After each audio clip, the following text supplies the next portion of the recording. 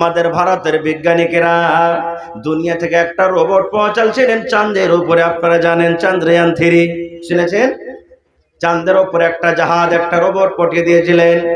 ওই রোবট চাঁদের উপরে গিয়ে যেই চাঁদ জমিন থেকে 4,80,000 কিলোমিটার দূরে আছে রে মুসলমান। এবার চাঁদের উপরে জাহাজ রকেট গিয়ে চাঁদের জমিনটা কেমন, চাঁদের ভিতরে কি আছে, চাঁদের ভিতরে কোন ধরনের মাটি আছে, ওই চাঁদে থেকে ওই রোবট ওই ক্যামেরা লাগিয়ে দুনিয়াতে ফটোগ্রাফ পাঠিয়ে দিয়েছে। দিয়েছে না দেয়নি? আনা বলেন, দেখেছেন আপনারা?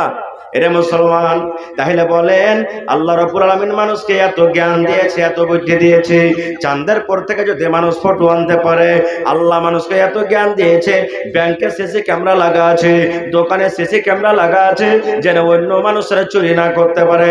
দুনিয়াতে যদি মানুষের জ্ঞান বুদ্ধিতে মানুষ এতখানি করতে পারে, তবে আল্লাহ রাব্বুল আলামিন কেন ছোট ছোট আমলকে আল্লাহ লিখতে পারবেন না?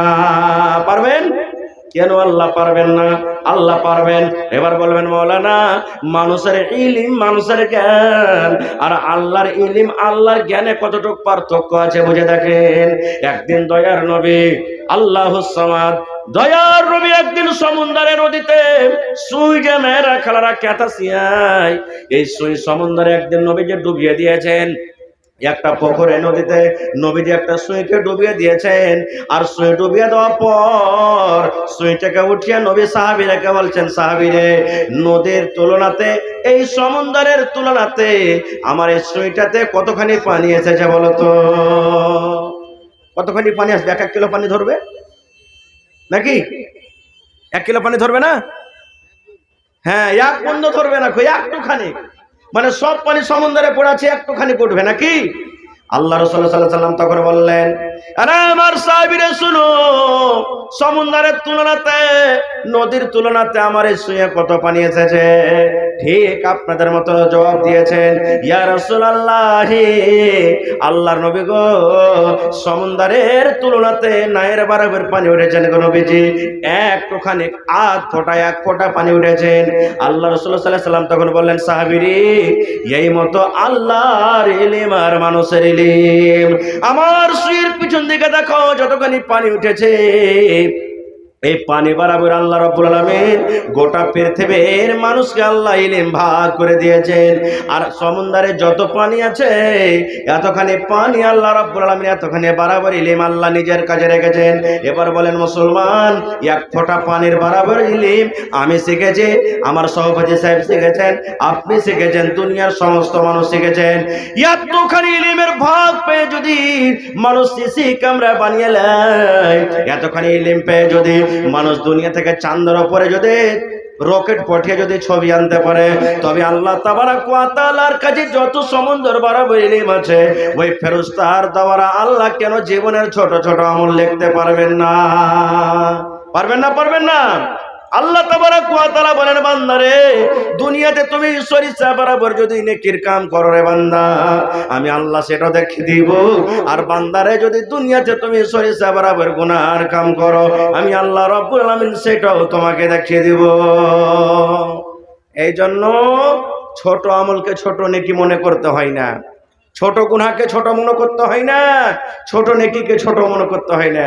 তাই কবি বলছেন, কিতনি ছোটি হো নেকি উসে হলকি না জান, কিতনি ছোটি হো নেকি উসে হলকি না জান, রব की बख्शिश के लिए कोई बहाना चाहिए। ছোট্ট নেকিকে ছোট মনে করতে হবে না, কে জানি আল্লাহ আপনার জীবনের ওই ছোট নেকিটাতে আপনার জীবন উদ্ধার করে দিবে, পার করে দিবে। আচ্ছা বলেন তো, এখন যদি একটা গ্ল্যামার যদি গাড়ি কিনতে যান, তো মোটামুটি লাখ টাকার উপর লাগবে, লাগবে না? লাগবে না? হানা বলেন, লাগবে না? লাগবে না? এবার গ্ল্যামার গাড়ি যদি আপনাকে 1 লাখ টাকাতে খরিদ করতে হয়, এবার গ্ল্যামার গাড়িতে দেখবেন একটা ভল পিন লাগা থাকে, যেটাতে পাম্প দেয়, হাওয়া দেয়, ওর দাম কত হবে? 50 টাকা হবে মোটামুটি নাকি? সাইকেল কিনবেন 4000 টাকা দামের, এবার সাইকেলে ওই যে একটা পিন দেয়, মানে পাম্প দেয়, হাওয়া দেয়, ছোট্ট একটা টায়ার, ওর দাম 5 টাকা, বোঝেন নাকি? ওর দাম 5 টাকা। যদি ওইটা ফেটে যায়, হারিয়ে যায়, সাইকেল গড়বে? সাইকেল গড়বে? 5,000 4,000 টাকার দামের সাইকেল আপনার বেকার নষ্ট হয়ে গেল। এই জন্য ভাই 5 টাকা 10 টাকার বল পেনের কত দাম আছে যে আপনার 1 লক্ষ টাকার গাড়ির কোনো দাম থাকবে না। রাস্তাতে হাঁটছেন, সরিষা দানা বরাবর গাড়ি পাংচার হয়ে গেল, ওই গাড়িতে চড়ে যেতে পারবেন আপনি? আর পারবেন না কো। তাহলে বুঝে দেখেন যে একটুখানি জিনিসে কতখানি ক্ষতি করতে পারে। আল্লাহ নবীর জামানাতে, সুবহানাল্লাহ, আল্লাহ রসুলের জামানাতে এক মেয়ে লোক বিলাইতে ওর কিছু আকাম করে দিয়েছে, কি আল্লাহ জানে। বিলার পরে রাগ হয়ে গেছে, হাদিসের কথা। এখন এই জমানাতে দেখবেন হার মা খালারা কিছু রান্না বান্না করে খেয়েছে, আর বিলাইতে যদি খালি খেয়ে নেয়, লিপাটি লাগা লিস্টি লাগা বিলে আয়রা মরার ব্যাটার খে মরা বিলাই তুই আয়, ও খুঁট বেড়া হাঁসালিয়ে থাকবে, আর যখন আসবে মারবে ছাপাটা। সুবহানাল্লাহ। তো ওই যুগে একটা মেয়ে লোক একটা বিলাইতে কি ওর নষ্ট করে দিয়েছিল, তখন রাগের জ্বালাতে বিলাইটাকে ধৈর্য খুঁটিতে বেঁধে দিয়েছে। আর বাইন্দে দিয়ে কইছে, মরার বেটা মর বিলাই, তোকে সুখে সুখে মারবো, তোকে খাইতে দেবো না। খুব আল্লাহ রাসূল বলেছেন, আরে দুনিয়ার মানুষ শোনো, ওই মহিলা বিলাইকে বেঁধে রাখলো, তাকে পানিও দিল না, তাকে পেটে দুটো খানাও দিল না। ওই বিলাইটা ছটপট ছটপট ছটপট করে বিবাসার জ্বালাতে, ভোকের জ্বালাতে বিলাই ছটপট ছটপট করে মরে গেল। আল্লাহ রাসূল বলেছেন, উম্মত রে, ও যদি বিলাইকে নিজে না খাইতে দিয়েছিল, বিলাইটাকে যদি ছেড়ে দিত, দুনিয়াতে চড়ে নিজের পেট ভরিয়ে নিত। কিন্তু একটা বিলাইকে না খেয়ে তড়পে মেরে দেওয়ার কারণে আল্লাহ রাব্বুল আলামিন ওই মহিলাকে জাহান্নামে ঘোষণা করে দেন। একটা বিলাইকে বেঁধে দেওয়ার কারণে, সুবহানাল্লাহ, মেরে দিলে, যার কারণে জাহান্নামী হয়ে গেল, জাহান্নাম চলে গেলেন। ছোট্ট এই চালা ভাই, বাইরে যাও, ওদিকে চা বেচো, ওদিকে যাও ভাই, ওদিকে যাও, চা বেচার তুমি জায়গা পাও না, ওদিকে যাও ভাই আমার। তো একটা বিলাইকে মেরে দেওয়ার কারণে সেই জাহান্নামী হয়ে গেল। আল্লাহ রাসূলের জামানাতে একজন সাহাবী এসে বলছেন, হুজুর, আমার পড়োশি একটা আছে, নমাজ বেশি করে করে, রোজা বেশি করে করে, দান ধ্যানও খুব বেশি করে করে, কিন্তু নবী সাহেব ওর কথার জ্বালাতে পড়োশি সুখে থাকে না খুব। একটা দেখবেন পড়োশি না আইল চোপাজি থাকবে, আইল কুর্তি থাকবে, ওকে কহিতে জানতো লাঠি লেখাড়িয়ে যাবে, মানে সাত বাবাটা আছে তো বা একটু আছে জোরদার মানুষ, লড়িয়ে যাবে আপনার সাথে। এরকম আছে না নাই? মুরগি মেরে খেয়ে নিবে, সস্তিলে খেয়ে নিবে, তরাই তিলে খেয়ে নিবে। তো বলছেন, হুজুর, আমার পড়োশিতে একটা মেয়ে লোক আছে, একটা লোক আছে, নমাজ রোজা খুব বেশি করে, কিন্তু ওর মুখের দ্বারাতে, ওর হাতের দ্বারাতে অন্য পড়োশির খুশ থাকে না, ওর কি অবস্থা হবে? আল্লাহ রাসূল বললেন, ওরে আমার সাহাবী শুনে নাও, ওই মহিলা, ওই পড়োশি নমাজ রোজা করতে গেল, আল্লাহ রাব্বুল আলামিন তাকে জাহান্নাম দান করবেন, জাহান্নামে যেতে হবে।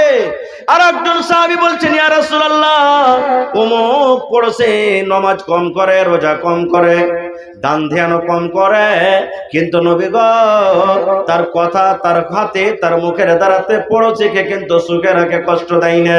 আল্লাহ রাসূল বললেন, সাহাবী রে, ওই পুরুষ, ওই মহিলা কিভাবে পড়োশি আল্লাহ তাবারক ওয়া তাআলার জান্নাতে যাবেন। ওরা তো ছোট ছোট গুনাহ মনে করি না এগুলা কাজ করে, ছোট ছোট নেকি মনে করি না এগুলা কাজ করে, ছোটকে ছোট নেকি মনে করতে হবে না কো। আল্লাহ রাসূলের জামানাতে ইমরাতুন ফায়সা, একটা বেশ্যা নারী, ওরে আল্লাহ, জেনা ব্যভিচার করত, মহিলাটা জেনা করত, টাকা ইনকাম করত, টাকা কামাতো, জেনা করত, কত জীবনে জেনা করেছে সেটা আল্লাহ জানে। এবার আপনারা বলেন তো, জেনা করা নেকির কাজ না গুনার কাজ? জোরে বলেন, ছোট গুনাহ না বড় গুনাহ? ছোট গুনাহ ওযু করে মাফ হয়ে যাবে। ছোট গুনাহ যদি আপনার দ্বারাতে হয়ে যায়, ওযু যখন করবেন, ওযু করে আপনার গুনাহ মাফ হয়ে যাবে। সুবহানাল্লাহ পড়বেন, গুনাহ মাফ হয়ে যাবে। আলহামদুলিল্লাহ পড়বেন, গুনাহ মাফ হয়ে যাবে। কোরআন তেলাওয়াত করবেন, গুনাহ মাফ হয়ে যাবে। দান করবেন, গুনাহ মাফ হয়ে যাবে।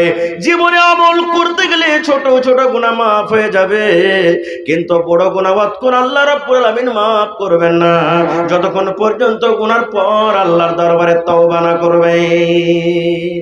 বিনা তওবাতে বড় গুনাহ মাফ হবে না। কেমন করে তওবা করতে হবে এটা আলাদা বিষয়, আল্লাহ বাচ্চারাকে কোনোদিন বলবো। তো একটা বেশ্যা নারী জিনা করতো, রাস্তাতে হেঁটে চলেছে, হাঁটছে হাঁটছে, গরমের টাইম, পিপাসা লেগেছে।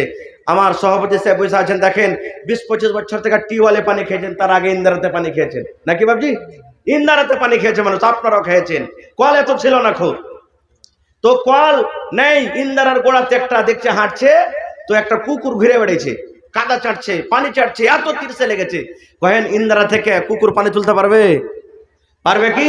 পারবে না। খুব এবার সেই মহিলা সেই বেটি ছেলে পিপাসা লেগেছে, মনে মনে বলছে আল্লাহ রে, আমি একটা মানুষ, আমাকে পিপাসা লেগেছে, যার কারণে আল্লাহ আমি পানি তুলে খেতে পারবো, কিন্তু একটা তোমার এই জানোয়ার কুকুর পিপাসা লেগেছে, এত কাদা চাটছে, মাটি চাটছে, হ্যাঁস করছে, জিভ বের করে দিয়েছে। আল্লাহ কুকুরকে কত পিপাসা লেগেছে, কিন্তু এই তো পানি তুলে খেতে পারবে না আল্লাহ জি। এবার দেখছে ওখানে ডোলো নাই, ওখানে পানি তোলার জন্য রস্সিও নাই। বিনা ডোলে বিনা রশ্মিতে পানি কেমন করে তুলবে? আল্লাহ রাসূল বলেছেন ওই মহিলার একটা শরীরে দোপাট্টা ছিল, ওড়না ছিল, দোপাট্টা ছিল, ওই দোপাট্টাকে সে ডোল বানালো, রশ্মি করলো। আগতে আপনারা ভুজা খেয়েছেন টোনাতে, মনে আছে? এরকম করে করে টোনা বানিয়ে দেওয়া হলো দোপাট্টাকে। ওই মহিলা আস্তে আস্তে ইন্দারের ভিতরে কুয়াতে নামলো, নামার পর ওই টোনা যে করা হয়েছে কোন রকম ভিজিয়ে টোনাতে করে পানি তোলা হলো করে। এবারে কুকুরের জন্য একটা এরকম ভাবে গোল্লা দিয়ে একটু গর্ত করা হলো, ওই ওড়নি দিয়ে ও দোপাট্টা দিয়ে ওই পানি যে তোলা হয়েছে ওই পানিখানাকে ওই গর্ততে ঢেলে দেওয়া হলো। এবার ওই কুকুর যে হাঁপছে পানি পান করার জন্য, এবার কুকুর ছেটে ছেটে পানি পান করলো। এবার যখন কুকুর পানি পান করা হয়ে গেল, তার হিপা বন্ধ হয়ে গেল। যখন কুকুরটা আর কাদা চাটে না, কুকুরের জিহ্বা বের করে চলে হ্যাঁস বন্ধ হয়ে গেল। আল্লাহ রাসূল বলেছেন ওরে দুনিয়ার মানুষ শুনে নাও, একটা মহিলা একটা বেশ্যানারে জীবনে জেনা ব্যভিচার করত, কিন্তু নেকি মনে কইরা নিজের গুনাহটাকে স্মরণ কইরা আল্লাহরে আমার জীবনে কত গুনাহ হয়েছে, কত আমি ইজ্জতটাকে আল্লাহ আকবার পুরুষকে দেখালছি, আল্লাহ এই কুকুরকে পানি পান করাছে, মাবুদ তুমি দয়া করে আমার গুনাহকে মাফ করে দাও। এই নিয়তে আল্লাহ রাসূল বলেছেন উম্মত রে, একটা কুকুরকে পানি পান করার কারণে একটা জেনা ব্যভিচার কারণেওয়ালী মহিলাকে আল্লাহ রাব্বুল আমিন মাফ করে তাকে জান্নাতে ঘোষণা করে দিলেন। এই জন্য ছোট কামকে ছোট মনে করতে হয় না, ছোট আমলকে জীবনে কোনোদিন ছোট মনে করিয়েন না। একদিন নবীজি ফজরের নামাজের পর সালাম ফিরে মুক্তাদির দিকে ঘুরে গেলেন। এবার সাহাবে কেরাম বসে আছেন, রাসূল বলছেন বেলাল আছো তুমি? বেলাল বলছেন জি হুজুর আছি। রাসূল বলছেন বেলাল এখানে শোনো তো বাবা, আমার কাছে এসো। বেলাল চলে এলেন। এবার নবীজি বললেন বেলাল রে, জীবনের তোমার কোন এমন আমল আছে রে বাবা, কোন জীবনে তুমি আমল করেছো রে বাবা, সেই আমল খানটা করার কারণে আমি নবী তোমাকে দেখলাম আমার আগে আগে তুমি জান্নাতের ভিতরে হাঁটো, আমি পিছনে পিছনে হাঁটছি আর তোমাকে জান্নাতে আগে আগে হাঁটতে দেখেছি খড়ম পেয়ে দিয়ে। খড়ম বুঝেন তো? এই যে আপনারা আগে খড়ম পেয়ে দিয়েছিলেন, কাঠের হয় না কিসের হয়? হ্যাঁ কাঠের হয়। তখন চাপ্পাল ছিল না, খড়ম পেয়ে দিয়েছে। রাসূল বলছেন বেলাল রে, তুমি কোন আমল করেছো রে বেলাল, আমি নবী তোমাকে জান্নাতের ভিতরে দেখেছি তুমি খড়ম পেয়ে দিয়ে দিয়ে হাঁটছো। বেলাল বলছেন হুজুর কই, আমি তো দেখতে পাই না, আপনার শুধু নামাজ পড়ছি, তেলাওয়াত করছি, তাসবিহ তাহলিল জিকির আজকার যাই পারছি এগুলো করছি, আমার তো ওরকম মনে আসে না। বলছে না রে বেলাল, ভালো করে মনে করো, তুমি কি তুমি আমল করছো মনে করো তুমি ভালো করে। এই করতে করতে এবার তখন বেলাল বলছেন ইয়া রাসূলুল্লাহ, আমার জীবনের একটা ছোট আমল আছে গো নবীজি, জীবনে একখানা আমার ছোট আমল আছে, ওই আমলটা আমি করি। এবার রাসূল বলছেন বেলাল রে আমলখানা কি বলতো? এবার বেলাল বলছেন নবীজি, যখন যখন আমার ওযু ভেঙে যায়, যখন যখন আমি নতুন নতুন করে ওযু করি, নামাজের টাইম হোক কিংবা নাই হোক, যখন আমার ওযু ভেঙে যায়, নতুন যখন ওযু করি নবী গো, আমি ওই ওযুটার হক আদায় করি। হক কিভাবে আদায় করি? আমি আল্লাহর ঘর মসজিদে চলে যাই, আর মসজিদে যাওয়ার পর আমি দুই রাকাত করে আমি নামাজ আদায় করি। আল্লাহ রাসূল চক্ষু যখনই আমার অজু ভাঙ্গে নতুন করে যখন আমি অজু করি, বেলা 8টা হোক, বেলা 7টা হোক, বেলা 10টা হোক, বেলা 2টা হোক, বেলা রাত 7টা হোক, যখনই নবী গো আমি নতুন অজু করি, এবার অজু করার পর আমি মসজিদে গিয়ে 2 রাকাত আমি নামাজ আদায় করি। এটা আমার জীবনের ছোট্ট আমল, এছাড়া আমি আলাদা আর কোনো আমল করি না। আল্লাহ রাসূল বলছেন, বেলাল রে, এটাকে ছোট আমল মনে করিও না রে বেলাল, এটা তোমার জীবনের ছোট আমল নয়। এত বড় তুমি আমল করছো রে বেলাল, এত আমল করেছো, এই আমলটার কারণে আমি নবী তোমাকে জান্নাতের ভেতরে আগে আগে আমি হাঁটতে দেখলাম, আগে আগে হাঁটতে দেখলাম। আর একটা হাদিস আছে, এটা হাদিসে উলামায়ে কেরাম কিছু তিলকাল করেছেন, তবে ছোট আমল কি জিনিস বুঝাচ্ছি।